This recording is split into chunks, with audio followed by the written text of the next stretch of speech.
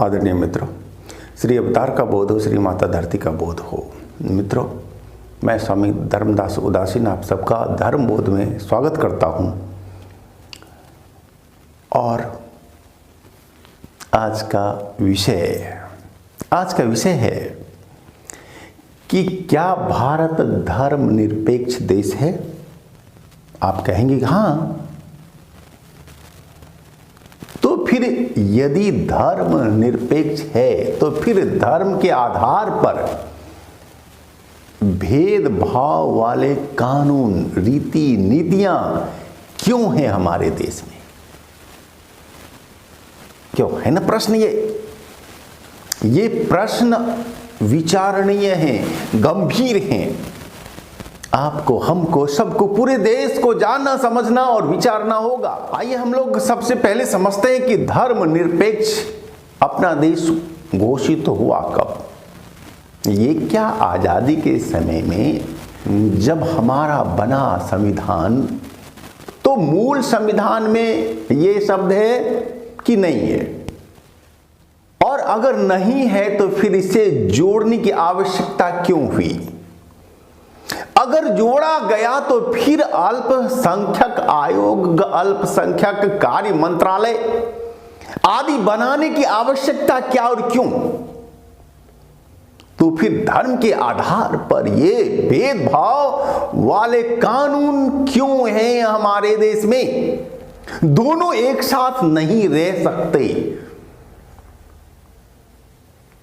दोस्तों, आपको पता है कि 1976 में इंदिरा गांधी जी ने संविधान में संशोधन करा के संविधान की प्रस्तावना में ही धर्मनिरपेक्ष शब्द को जोड़ा, साथ ही एक सामाजिक शब्द भी जोड़ा गया था।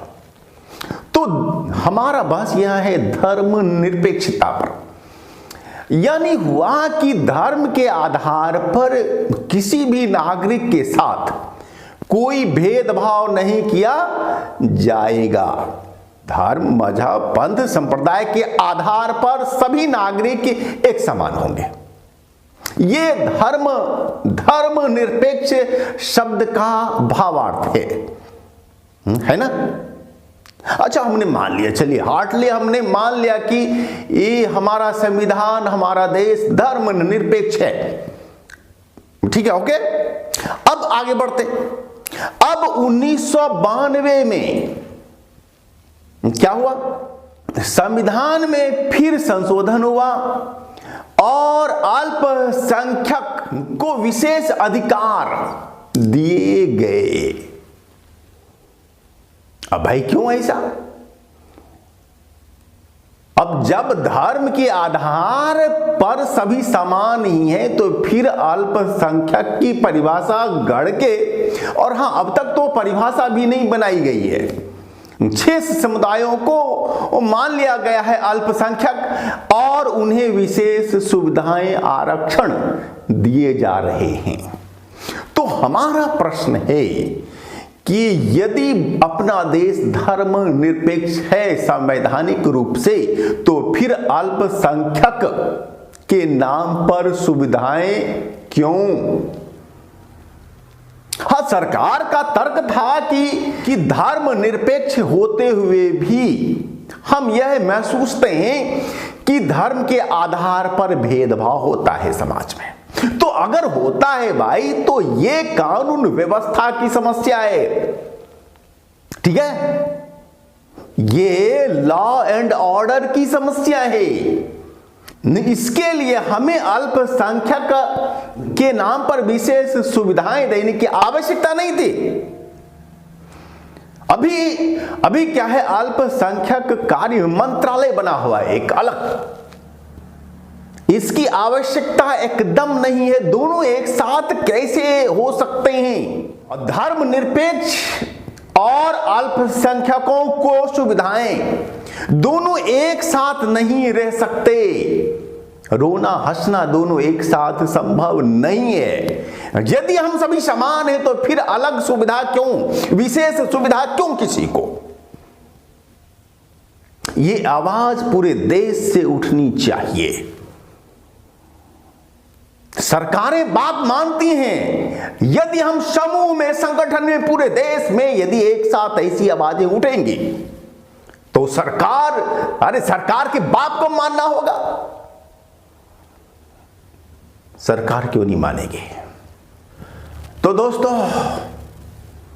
मेरा आप सबसे अपील है, निवेदन है कि आप अपने भविष्य को ध्यान में रखते हुए, अपने वंशजों के भविष्य को अच्छे बनाने के लिए, उज्जवल बनाने के लिए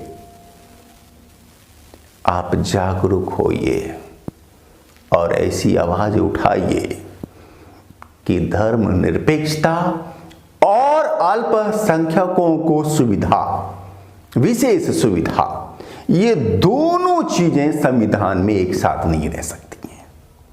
और यदि धर्मनिरपेक्ष देश में धर्म के आधार पर समाज में कहीं भेदभाव की हो जाती है घटना, तो इसके लिए आपकी कानून व्यवस्था जिम्मेदार है। इसके लिए हम अल्पसंख्यकों को एक अलग सुविधा, अलग मंत्रालय, अलग आयोग हर राज्य में बना करके और उन्हें संपोषित करना, धार्मिक भेदभाव को और बढ़ाना, धार्मिक आधार पर खाइयों को बढ़ाना, ये उचित नहीं है। इसके लिए आपको, हमको, सबको अब आवाज उठानी होगी। आइए हमारे साथ बोलिए, जय हिंद, जय हिंद।